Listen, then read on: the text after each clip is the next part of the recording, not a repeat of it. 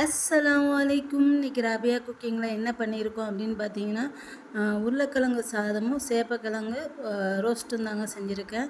இது வந்து பிள்ளைங்களுக்கு வந்து லஞ்ச் பாக்ஸுக்கு வந்து ரொம்ப நல்லாயிருக்கும். இது எப்படி செய்கிறது அப்படி சொல்லிட்டு பார்க்கலாம்.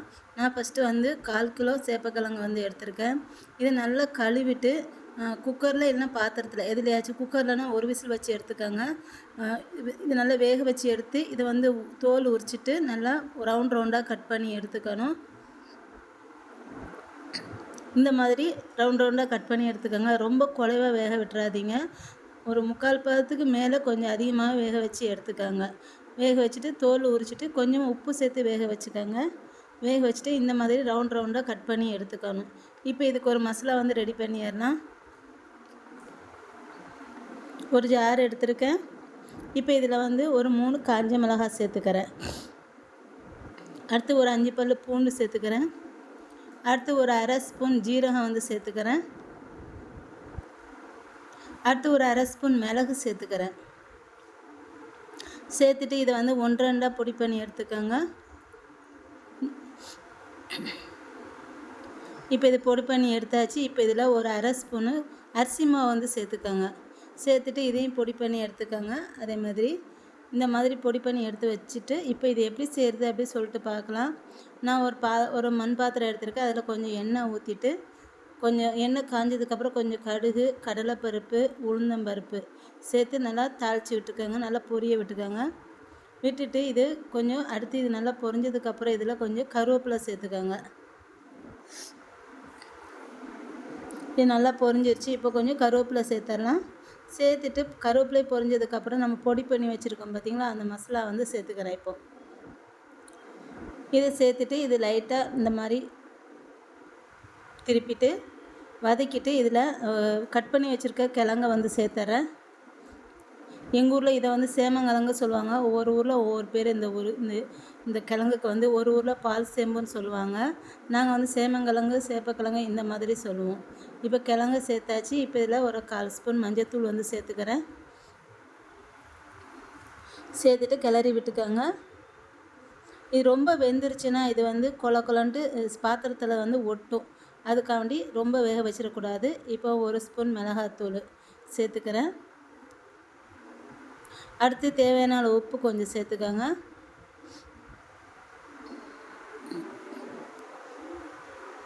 நல்லா கிளறிட்டு உப்பு சேர்த்துக்கலாம்.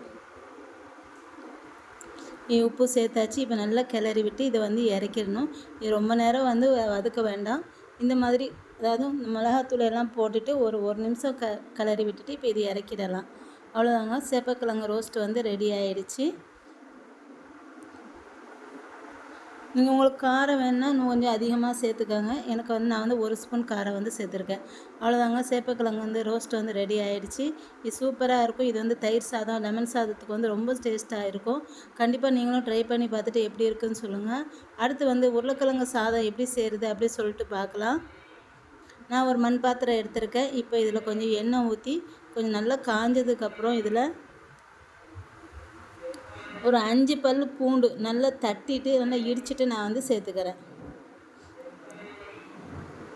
இது சேர்த்துட்டு அடுத்து இதிலேட்டு ஒரு 3 பச்சை மிளகாய் 2 கீரி சேர்த்துக்கோங்க.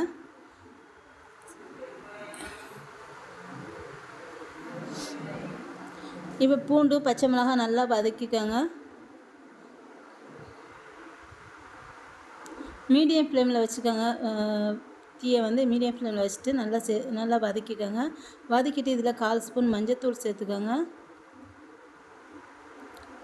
சேர்த்துட்டு அடுத்து வந்து சின்ன வெங்காயம் ஒரு 7-8 சின்ன வெங்காயத்தை வந்து அதுக்கு முன்னால் ஒரு 3 ஸ்பூன் வேர்க்கடலை வந்து சேர்த்துக்கோங்க.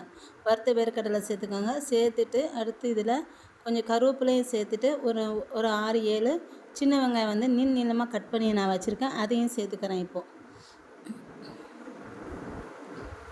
சேர்த்துட்டு எல்லாத்தையுமே ரொம்ப வதக்காமல் முருக வதக்காமல் ஒரு 3/4 பதம் வந்து நல்லா வதக்கிக்கோங்க.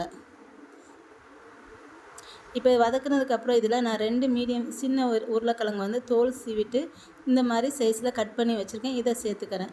சேர்த்துட்டு இதை வந்து மூடி வச்சிடணும். மூடி வச்சுட்டு ஒரு மீடியம் ஃப்ளேமில் வச்சுனா சீக்கிரம் வந்து உருளைக்கிழங்கு வந்து வெந்துடும்.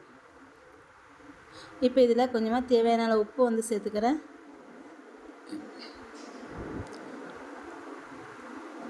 சேர்த்துட்டு இப்போ இதை நல்லா மூடி வச்சிடலாம். அது ஒரு 5, 6, 7 நிமிஷத்தில் வந்து இந்த உருளைக்கிழங்கு வந்து வெந்துடும். ரொம்ப லேட் ஆகாது. உருளைக்கிழங்க தோல் சீவிட்டு ஒரு 5 நிமிஷம் தண்ணியில் போட்டு வச்சுருங்க, சீக்கிரம் வெந்துடும். இப்போ இதில் 1 ஸ்பூன் மிளகாத்தூள் வந்து சேர்த்துக்கிறேன். நீங்கள் வந்து காரத்துக்கு தகுந்த மாதிரி சேர்த்துக்கங்க. இது கொஞ்சம் ஸ்பைஸியாக தான் இருக்கும். நீங்கள் பசங்களுக்கு கொடுக்குறதா இருந்தால் ஒரு 1/2 ஸ்பூன் சேர்த்துக்கோங்க போதும். காஞ்ச மிளகாத்தூள் வந்து அடுத்து கரம் மசாலா வந்து ஒரு 1/4 ஸ்பூன் சேர்த்துக்கோங்க. சேர்த்துட்டு நல்லா கிளறி விட்டுக்கோங்க. விட்டுட்டு இப்போ நான் வந்து 1 கப் ரைஸ் வந்து வடித்து வச்சுருக்கேன். இதில் வந்து அந்த 1 கப் ரைஸில் வந்து 2 பேர் இதை வந்து சாப்பிட்லாம். சின்ன பசங்களை வந்து 2 பேர் சாப்பிட்லாம். இப்போ இதை வந்து சாதத்தை வந்து சேர்த்துக்கிறேன். இதில்